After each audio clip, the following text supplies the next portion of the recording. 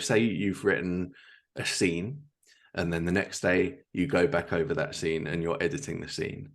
Then you write another scene, but then you think, oh, but that previous scene wasn't quite good enough. So I'm going to go back again and I'm going to just read it through and edit it again.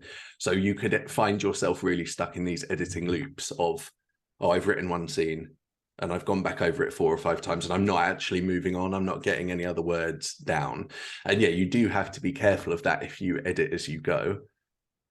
But I think it does depend on the type of person that you are. Basically, with writing advice, what I would say is that it's not one size fits all, as much as there are some very loud voices in the writing community that would have us believe that. There are a lot of things, such as edit as you go, that might work for some people. Some people need to just get their head down and do the draft and then move on to editing. Some people love drafting and they don't particularly like editing, so that advice would work for them too.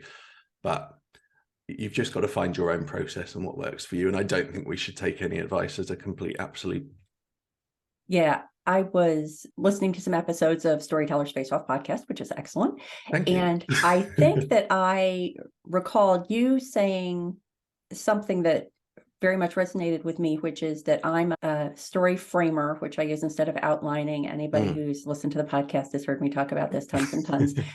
And I do a story frame, which is sort of a third person present tense, just description of what's happening in a scene. And then I also use a spreadsheet with characters across the one axis and chapters down the other axis and put what's going on with each character in each chapter in each cell. But at some point, I get so excited about a certain scene, I just have to go write it.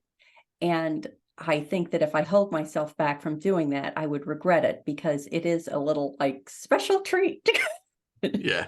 To go just right. And I'm not necessarily doing it in order either. There might be a scene that I'm framing away, and there's just one scene I get super excited about. So even when people are recommending or offering tools, you only use them until they're not useful anymore, and then you switch to something else.